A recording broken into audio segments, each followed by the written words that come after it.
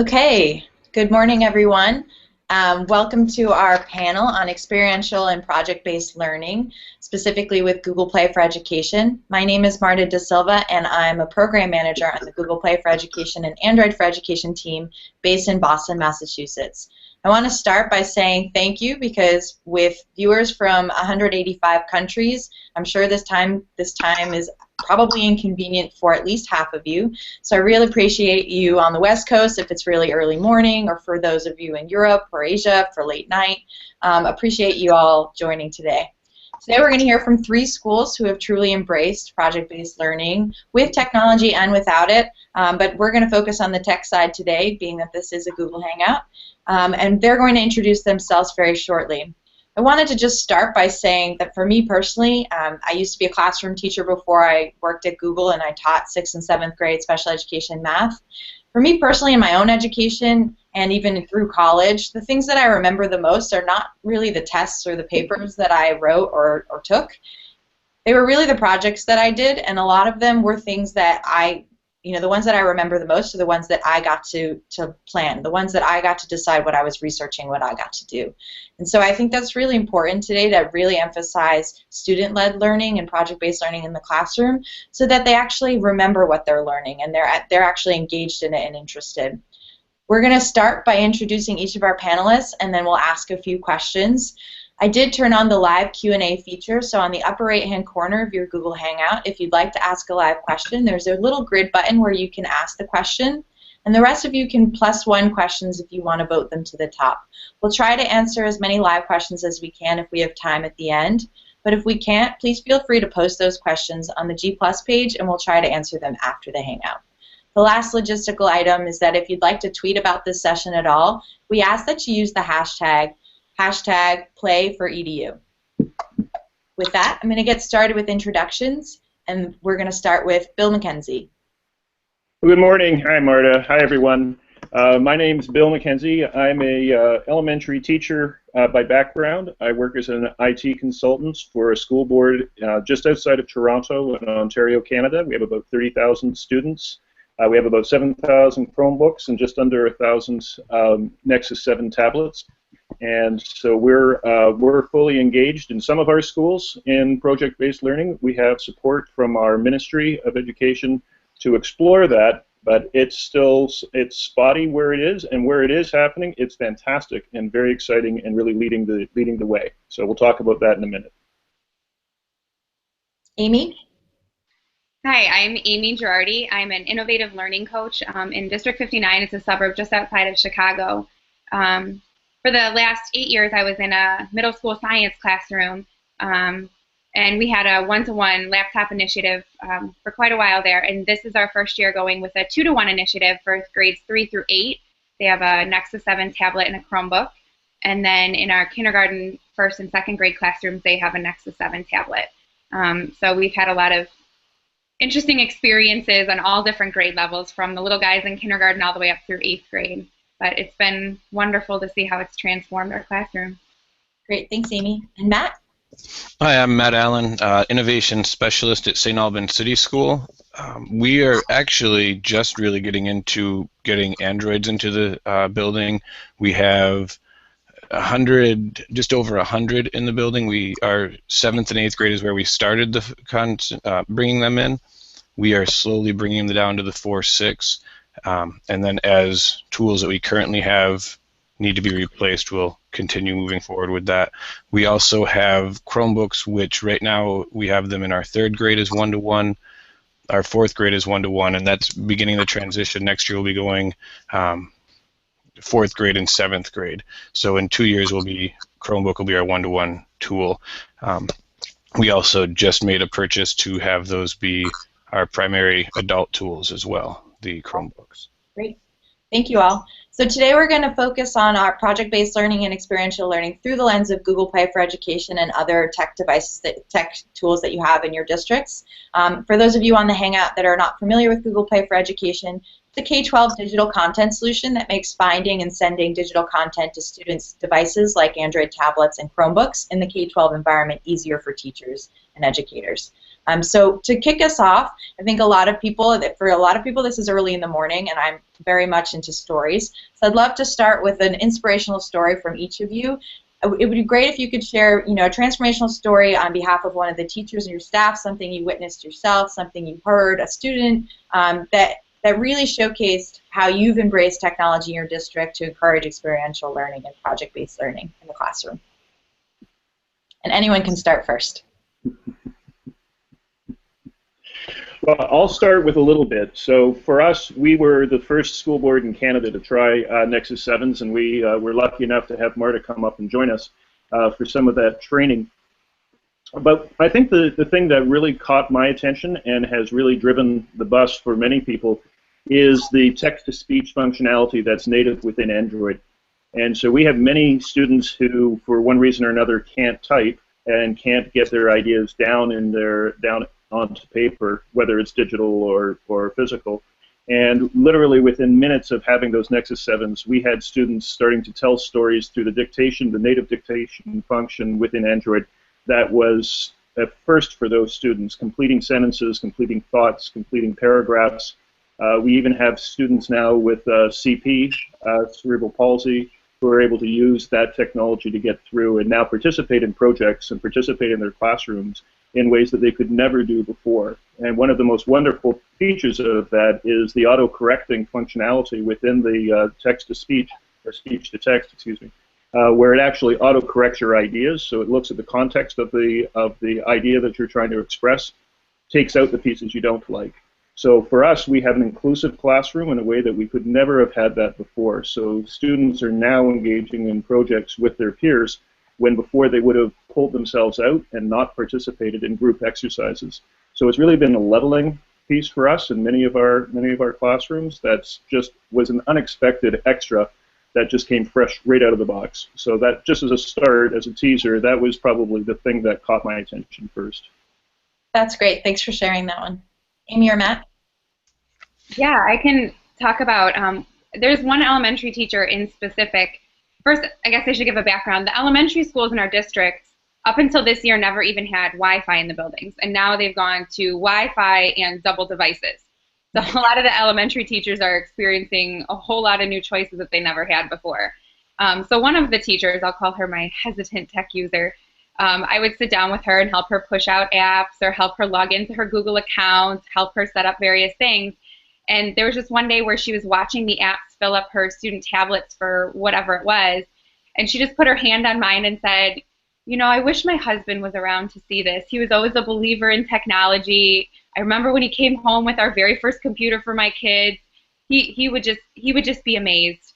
And it was since then that she really latched on. She made that personal connection to the technology, and now she's got her students narrating digital portfolios in Drive and using augmented reality for museum walks. But it was that spark and that connection that she saw with the ease of the use of the technology that really got her started. So seeing that in the elementary teachers has been one of the coolest journeys that I've been able to see this year with the apps and just the way everything works. So that's great, Amy. And by double devices, you mean each student has one Chromebook and one Android tablet, right? Yeah. Yeah. 2 to 1. Wow. Matt? That's awesome. Tying on to what Bill had to say, and then I'm going to go into my own, we are just beginning to explore the tablets as accessibility devices. And we had a kiddo who we were jumping through hoops trying to find a reliable tool that's going to help her with her speech to text, getting her ideas out there. And we did quite a bit of research, and when it came down to it, the tablet was the most successful with everything that she had going on. It was the most successful tool, which I had never really thought of. And then when I saw that, I was like, holy cow, here's another feature. So that's our big push moving forward. But for me, it's really about our community. St. Albans is very low SES, high poverty, 70, depending on any given day, we have such mobility, but 70+% free and reduced lunch. So for us to make sure that our community stands behind us and supports us in education is something that we really strive to make happen. And these tools allow for our kiddos to be out there making a difference in the community. So we have a couple projects. Each of our learning communities, we're broken into kindergarten, first through third grades have 4 learning communities, fourth, fifth, and sixth have 4 learning communities, and then seventh and eighth has 2 learning communities. Each one of our learning communities is responsible for a stewardship project, and it's just ways that we're impacting our larger community. And the tablets specifically have made it so 2 of our projects have been absolutely amazing for the city. One of them is the Lights project, and basically, the city doesn't have the manpower to put the work in to do this.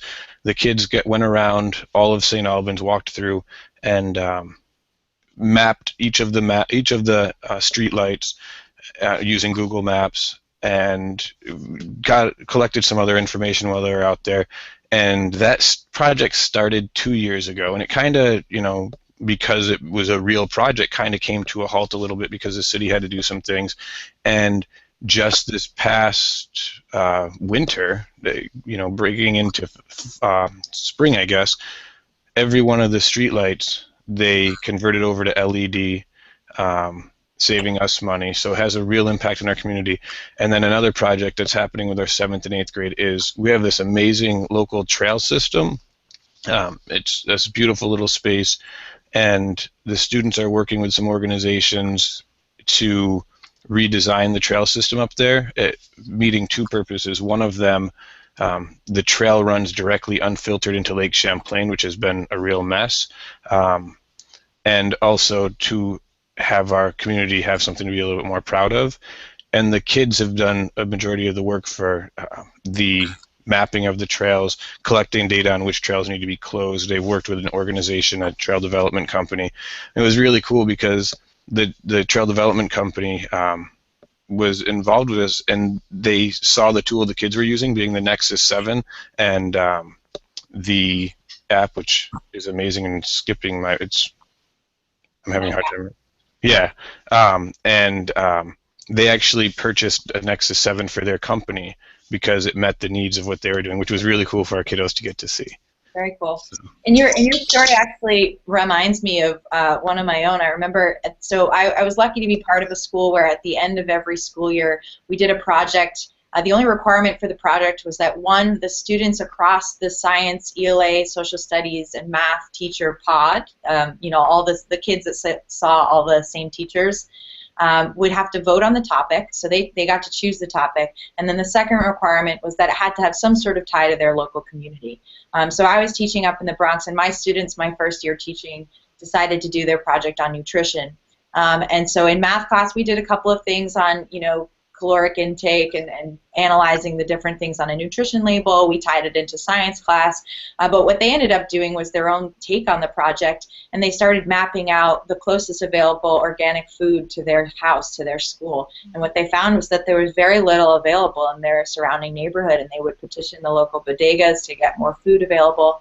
And so it was actually really important work. I think what you're talking about goes well beyond the classroom, and I think that's the sort of thing that we hope our students would be excited about. I mean, there are lots of things that we can do as a project to reinforce skill and drill and help them prepare for tests, but at the end of the day, when they're citizens in our world, we want them to have an impact on their community, and getting them started sooner rather than later is probably the greatest idea ever.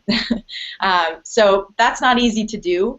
My next question is related to, how do you support teachers to get them to start thinking in this way? Because it is really hard when you have a lot of expectations on, testing or certain standards, certain requirements that need to be met.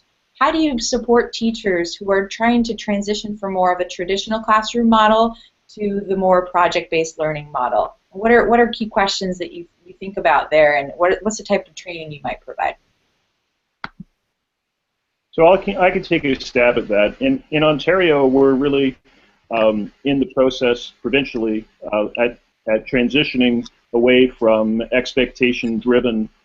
While they're important, they tend to take the limelight, and they become the piece that people feel most stressed about. So when teachers in Ontario look at the curriculum, on average, it's 300 to 400 curriculum expectations they're expected to cover, during the course of the year, and then report on. And so we've created a bit of a monster that is very concrete and very hard to overcome. So leadership at the principal level, leadership at the ministerial level, or at the state level is really, really important to get that message out to teachers to say, hey, wait a second, we really want to see, and what we're hearing more and more is about what's a common phrase now is deep learning, where students are getting engaged in a way with a particular concept or a particular idea that's very deeply held by them. I like Jamie Cassip's question that he asks in his presentations is, what's the problem you want to solve? And I think that's a very powerful way of reframing things from what do you want to be when you grow up to more what's the passion that you have going forward. And that's not only for our students, it's also for our staff. And so when we did at the system level where I work, one of the things that we did is we really tried to give our teachers permission to explore and expand what they wanted to do. And so we've had multiple teachers now who have found this to be a transformative experience for them, that this is a project-based learning at their level because they're learning to change their practice. And so having principals that have enough confidence in their staff to say, we will let you try this, right, is so important. And when I think of particular teachers who have really led the charge on this and have been amazing, doing amazing things, their principals are actually pretty nervous people, pretty anxious, pretty by the book, but they believe in their teachers and they've sort of held their breath. And we've supported them at a system level with a lot of technology, a lot of direct support, and we've got some fun stories I'll tell you about later around what that support looks like. But it really, there needs to be a principal at that school who has faith in that staff. I think that's really the first piece. Yeah, the culture of trying, the expectation that failure is okay. Sounds like that's really important. Amy or Matt? Yeah, I would second what Bill was saying, that you have to start small and build the capacity of the teachers to understand what project-based learning looks like. I know for a lot of the elementary teachers who are now experiencing a whole new world of technology, understanding what it means to start with a problem and build backwards and really layer in authentic experiences, and it involves a lot of teacher passion and student buy-in, and we have to be able to build the capacity for those teachers to understand what that looks like, but also to feel comfortable stepping outside of the mapped curriculum or the basal readers or whatever it is that they might need for their literacy tools, but really stepping outside that and providing experiences for the students. At the junior high level, it's a little bit different because they've had devices, they've had a little bit more freedom in the last few years.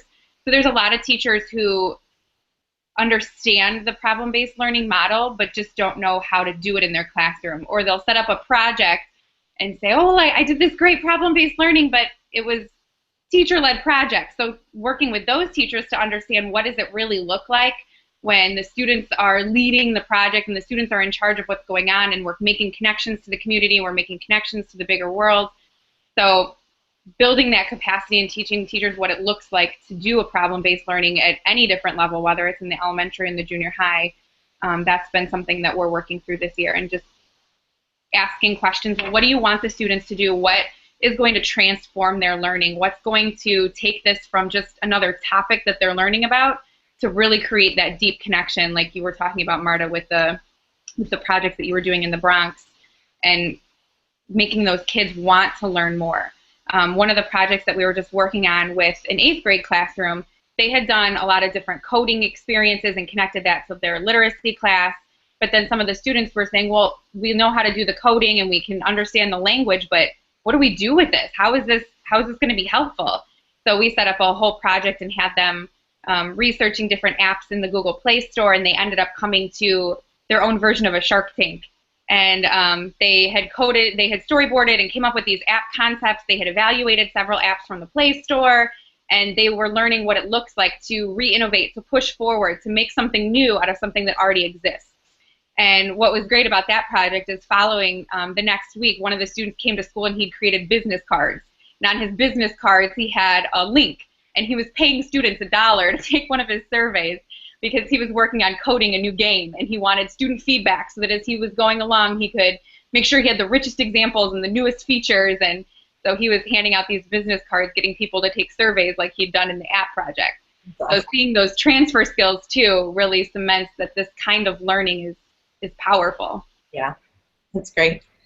Wow, that's awesome. Um, our setup is a little different, which than many, not everybody, but and I find that to be really helpful as we support teachers. We again have our team setups, our learning community setups. So, example, in our seventh and eighth grade, we have two communities, and each of them is made up of about 60 to 70 students. But inside of that community, you have five teachers. And so in our building, the philosophy really is teachers helping teachers more than them coming to me as in my role or going someplace else. That they realize that teachers do have this knowledge that there isn't a one person, there's not just one person you go to. And I think that really has been my focus in my 2 years that I've been out of the classroom. Going back in next year, I'm so excited. But my goal has been to show the teachers that they know the answers. You know, just like we tell our kids that it's no longer the sage on the stage and go to each other and all that. Our teachers don't tend to do that. They're still, maybe now we're at 6 or 7 teachers who get most of the questions. Really, 3 of those probably being getting almost all the questions. But slowly we are starting to get the conversation to happen where they are realizing that they do understand it. And it's something that's changed a little bit is that if a teacher overhears a question, I've noticed more and more times that if they know the answer, they'll jump and be like, oh, can I do this? I know this one. Can I help them? And that's been something that's been really integral in our success with moving forward with this technology, because the reality is that there's not one person who's going to be able to meet the needs of all of our teachers at the given time they need them. And so that's been our main focus. Also, I think, you know, having the vision of the leadership where we initially started this process, and basically it was any tool you want to bring in, you bring it in, and we'll support you. And slowly we've brought that down where now there's a process that, you know, if you want to bring a tool in, let's talk about it. Give me a heads up so I can learn about it with you, and I can support you. That's been something that's helped us because there were so many different tools that people were bringing in, and that was beautiful, but it turned into a real, there was a lot of chaos. So we've learned how to control that chaos, where we still have teachers who are bringing all sorts of tools in and saying, hey, I want to check this out, or oh gosh, have you seen this, or is there an alternative for this, and they're having that conversation. That's been huge. The other thing that's been really, really important, and I know Amy and Bill had both mentioned this, but getting the teachers to listen to the students, that the students are leading this stuff. You know, if you don't have teachers who are willing to hear the students or willing to go to the students for help, that's really, really difficult. And the nice thing with this is that the way our communities are set up, and even outside of a building like ours where it's just classroom by classroom, you have a teacher who might have a lot of comfort with the technology. Their classroom of say 20 kids gets that comfort, and then they disperse. So now all of a sudden they're like our little or they're like our little bees that they go, and you get a couple in each of these other classrooms, and now those other classrooms, those teachers kind of have a little bit of a pressure from the students to step up and to become more comfortable with this stuff. So it's Can I jump in on that? Yeah. Can I jump in on that? You're absolutely right about that. And what we call it is co-learning. So what's happened is I agree that we get some teachers who will want to join in, some reluctantly, some not at all. But what we find is that we're actually doing PD now led by the kids who have been doing project-based learning, because their understanding and their confidence of what they're talking about, they really have that. And teachers are sometimes more willing to learn from students than they are from their colleagues, because they won't feel stupid. They won't, you know, it gets rid of that sort of hierarchical piece to some degree, or where they're performative for a teacher. And so we actually run PD sessions now that are led entirely by students. So we have the teacher bring 10 to 15 students along, and they have very particular things they're going to teach, and we pair up a student with 1 or 2 teachers for the day. And that student they've never met the student before, it's from a different school, and that student actually becomes the instructor, and then we have a sort of a series of things that they're going to help them with. But empowering and making a co-learning environment for staff and for students really changes the dynamic about how people learn, because we want teachers to be lifelong learners, and if we put them in that situation where the student is actually the expert, that really changes the dynamic, and it really makes teachers think a bit differently about how they're going to learn technology and what's their relationship to technology and to their students. Yeah, it sounds like it's much more beyond just coaching a teacher in the classroom. A lot of what you guys are mentioning is a culture shift in your entire school and your entire district, and it starts from the bottom up and the top down at the same time. Yes. I'm including students, which I think is really important. I have to say, when we've done that PD, we've done it twice now, where we actually get a bus and we bring kids up from different schools to do it. It's awesome. Teachers love it. There's a really different energy than just having Bill at the front of the room as the resident expert for our school board, doing all the talking and sort of leading a sort of chalk and talk conversation. But having those smaller conversations and allowing for that to happen has been really a remarkable and very recent experience for us. Yeah, kids do say very insightful things sometimes. Before I ask the next question, I just want to remind all of our viewers, because we do have quite a few of you on, that we do have a Q&A feature in the Google Hangout. If you'd like to ask a question, on the upper right-hand corner of your screen, you should see a grid icon. If you click that grid icon, you can submit a question. We will try to ask any questions you ask live at the end of this Hangout if we have time. With that, I'm going to switch gears a little bit, because these devices are only as good as what you can do with them and the types of content that you can use on them. I'd love if some of you could recommend some tools that you think are helpful for some of the projects you've seen teachers do in your schools or your districts. And this is specifically through the lens of Google Play for Education, so selfishly I'd love if it was related to a tablet, but Chromebooks are allowed also.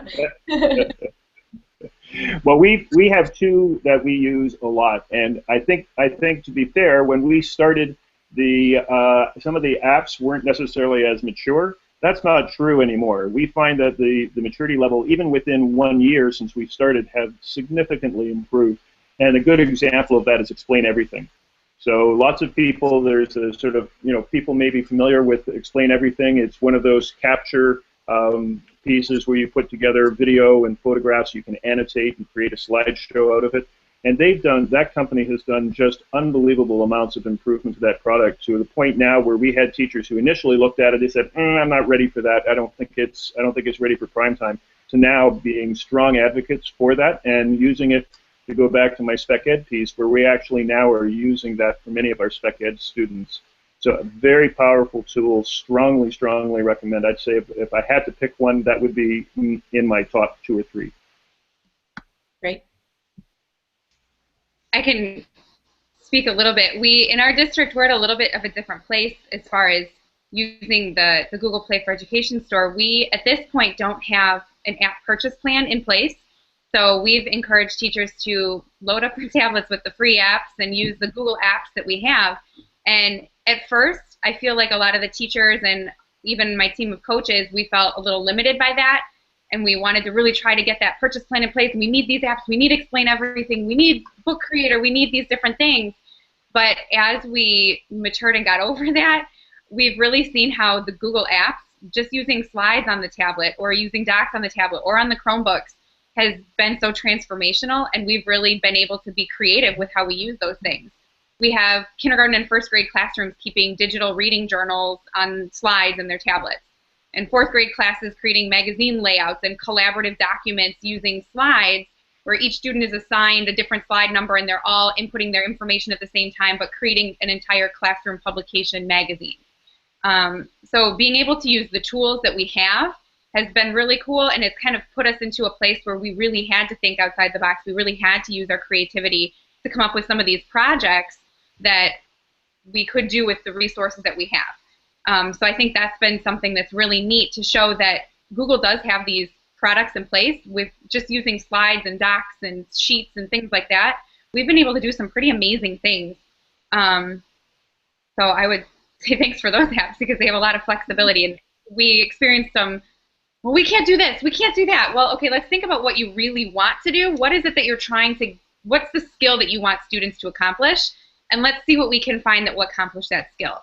Because that was another hard spot at the beginning of the year, was we need an app for this, we need an app for that, we need an app. And it was trying to teach teachers that it's not about the app, it's about the skill. So let's take a skill and match it with a tool instead of let's find a tool and shove it into your instruction. So that's been a big shift in their mindsets working towards the project-based learning, is learning how to start with the skill rather than start with the tool. Very good advice. Sorry, my puppy just joined me. Hey, 1 second. All covered for you if you want to go take care of your dog. No, he's good.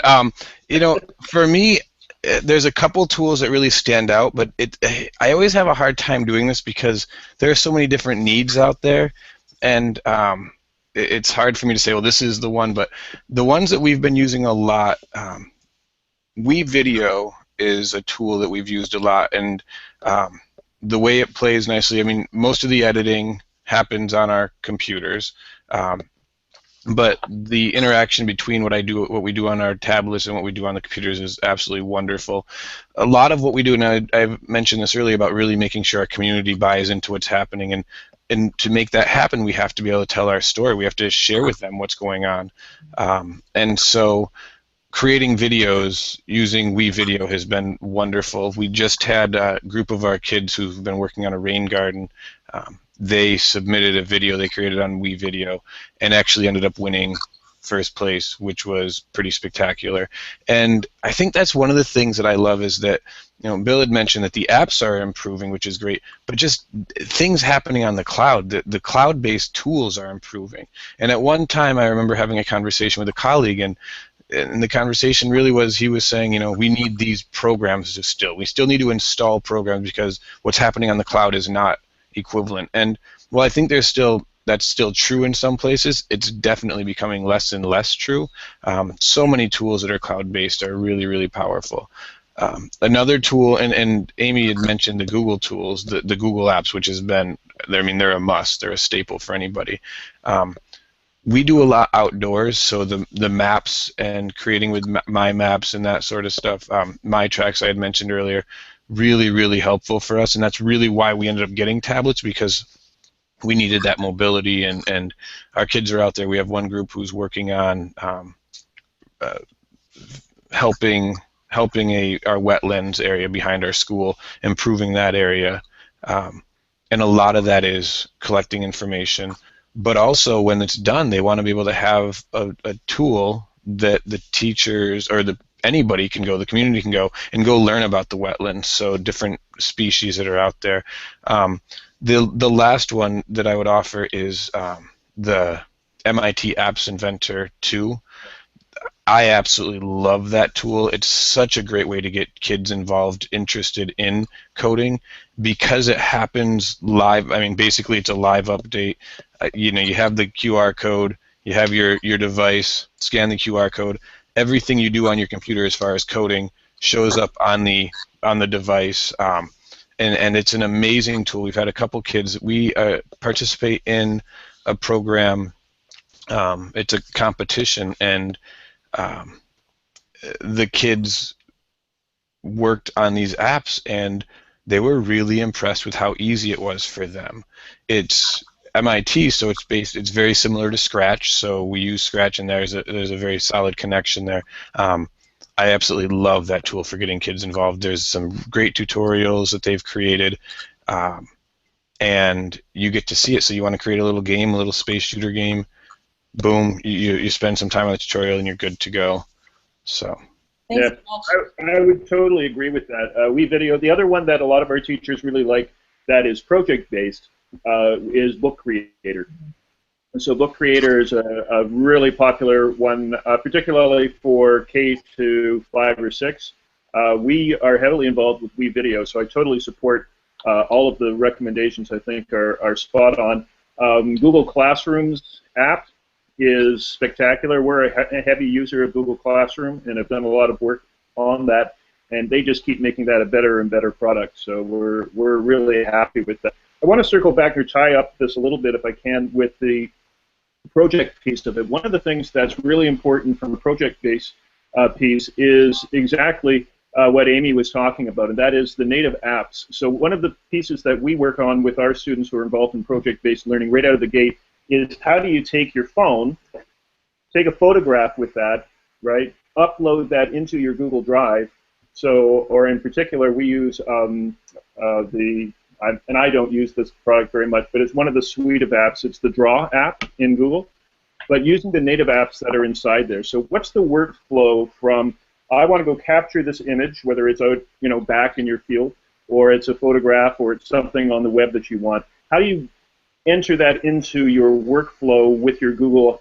environment, right? So that you can then integrate that with your Chromebook, or you can work on it at home. So the view that we're trying to go to, and I love that 2-to-1, that's so audacious to say 2-to-1. I love that notion. But the idea is that we want our kids touching 4, 5, 6, 7 computers through the course of the day, so that they're not tied to any one specific thing. It's just, what's the right tool right now for what I need to do? Is it a capture? Is it an edit? Is it hardcore video editing that I need to do that needs an Ethernet connection? What's the right tool right now, because this is what I need to do, rather than saying I have to, I have to find some kludgy solution to make this do everything, right? I want to be able to move around and get my content and my thoughts in the cloud, so I can access that with the tool that helps me. So in our grade 4 or 5 classrooms, where we've done a lot of project-based learning, the first couple of weeks, other than sort of behavior management issues, is building that concept of what the cloud, how you really access those pieces. And that takes some time for kids at that age, from 8 till 12. It's still, once they grab it, they've got it and they run, but it does take some training. You bring up a good point. I mean, a lot of, and I'm going to get to a question from the audience actually real soon to interject my own questions, but you bring up a great point. As adults, we don't necessarily limit ourselves to what types of devices we use, right? If we had to put ourselves in the shoes of our students, say, for example, the scenario that's true for a lot of our students, which is, okay, for 1 hour a day, you'll get access to your productivity tools, your technology, but for the rest of the day, you do as what we're limited to here. I mean, I think a lot of us wouldn't be able to function in that type of environment, right? So when we say 2-to-1, and we think that's audacious for our students, but each of us as adults is 3, 4-to-1. So and we get upgraded devices all the time. I'm gonna interrupt my own questions with a question from Jean from our audience who's watching on the live stream, and she asked a really good question. How do you work through the limited time of a 45-minute classroom to do project-based work? And this is sort of related to my question about how it's really hard to start implementing this type of framework, especially when you have other obligations. How do you make time for project-based work given the constraints of the time frame of your class? I mean, I can jump in and say, at least from our perspective, the students take their devices home at night, and the beauty of the cloud is that they don't have to be in the district or even on their device to be able to access things that they're working on. So at various different points, I've been in classrooms where there are students who are working on a group project and maybe one member of their group is absent. So, hey, can you pull out your phone real quick and text them? Can they jump on that Google Doc and work with you? And sure enough, 10 minutes later, someone's sick at home, but they've joined into the Google Doc and they're working on their script for whatever project. So the beauty of those tools is that the students have a lot of time outside of class to be able to do this kind of stuff. It's not just locked into the 45-minute class time that they're in front of the teacher. So being able to take home those devices has been something that's given us extra time outside of the 45 minutes. But I also see that when students are engaged and interested in the projects that they're doing and the things that they're learning, they're going to want to take it home with them. They're going to do it during study hall. They're going to do it during lunch. They're going to be discussing with their friends in the passing periods. They're going to be, wanting to engage themselves in the type of project that they're working on because they're just so passionate about it. That's completely what I was thinking too. I remember even with my own students, we weren't even required to work on it that long, and a lot of students wanted to keep working on it even when the project was over because they thought of new things they could add to it. Mm-hmm. I've had students when they were working on the recent app project, I would give them one part of the assignment. Well, they would come back the next day with 4 more parts done because they looked ahead on the slides. They were interested in what they were doing. They met up after school at McDonald's or wherever they could get their free Wi-Fi, and they continued working on the project. And now I'm like, okay, well, I guess this project's going to go a little bit faster than I thought just because they were so into it. I think you really have to change the concept of bricks and mortar is the only place where kids learn, right? If it's something that kids are passionate about, I totally agree. They will go and learn that. So having the concept that actually a learning happens when you're not around, I mean, that's a little bit humbling as a teacher to think that I don't need to be present for kids to actually be engaged in work I've given them. is really quite important. So for us, we've actually worked, because there's an equity issue here. I was thinking about what you were saying, Matt, about your SES in Vermont in your circumstance, and we have that in certain situations too. So what we've done is because we know kids want to do these projects and they want to be engaged beyond the constraints of the 45-minute period, we've worked with local libraries to provide Chromebooks to those local libraries at no cost whatsoever. Because they're tied to our domain, only our own students are able to access it. So they can go in some cases we have 5, in some cases we have more, and those libraries have good Wi-Fi, so they can go at night and keep working on those projects. So we want to enable kids to have that access, because we know if they want to learn, they can do it, and we want to provide those opportunities not just within our environment, but outside of that. That's so great.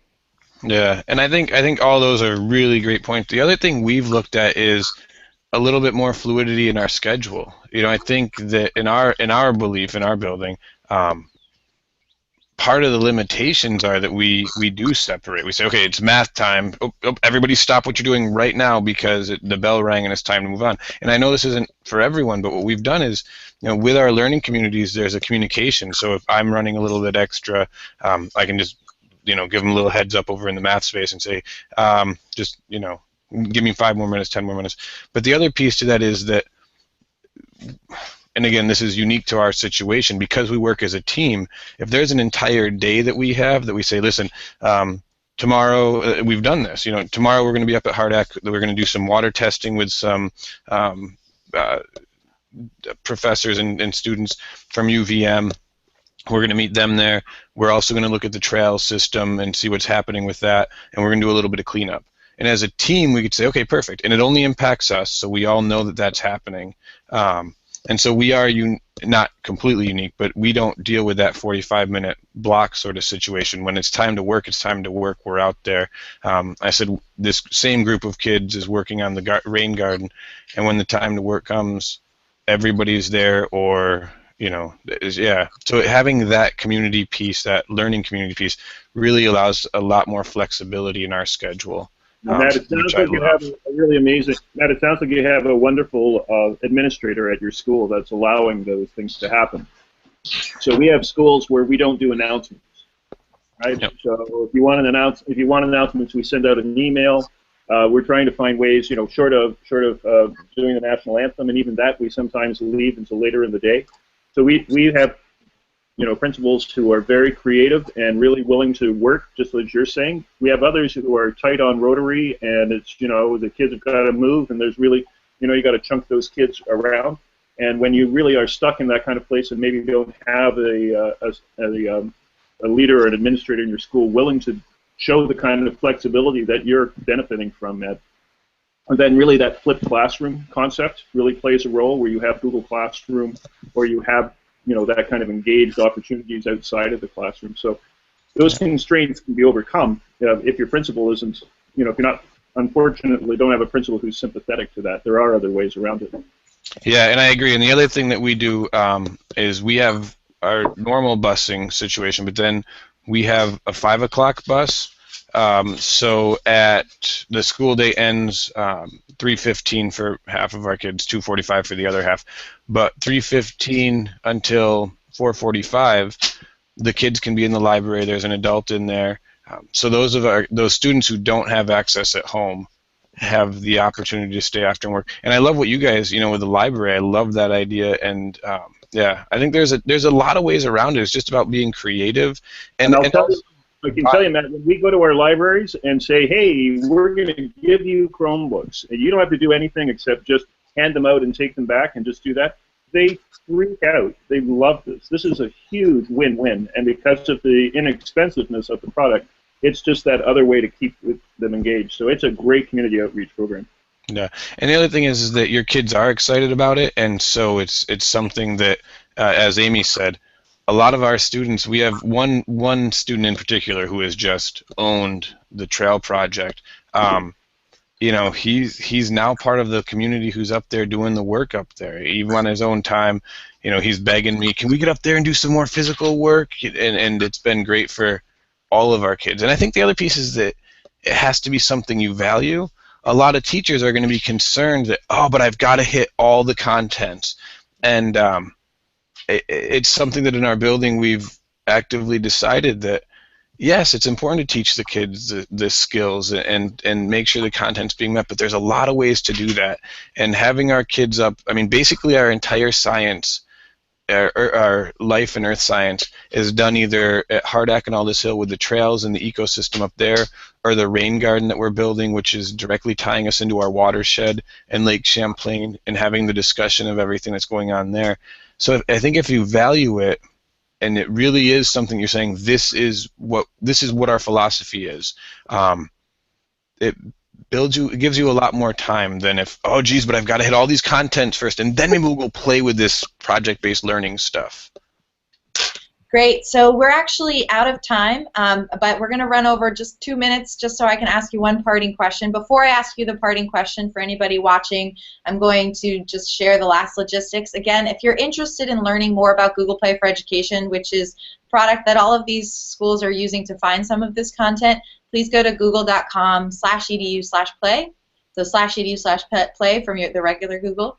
If you want to tweet about this kind of thing or learn more about people who are using Google Play for Education, you can use the hashtag #PlayForEDU.